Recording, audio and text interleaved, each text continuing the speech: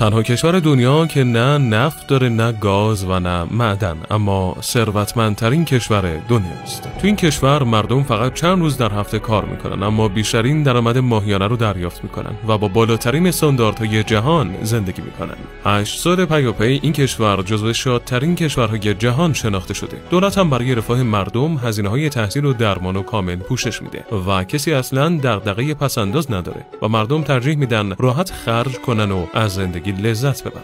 جالب اینجاست که علاوه بر همه اینها دولت به تمام شهروندانش ماهیانه 200 میلیون تومان هم یارانه میده. این کشور انقدر امنیتش بالاست که به کشور صلح معروفه و مردم از سراسر دنیا پولشون رو توی بانک‌های این کشور میذارن. خود مردم این کشور هم به شدت به احترام متقابل پایبندن و هیچ درگیری یا جرم و جنایتی توش اتفاق نمیفته. شاید فکر کنین دارم در مورد بهشت حرف میزنم، اما این کشور واقعاً خود بهشته. حالا اگه تونستی اسم کشور رو حدس بزن.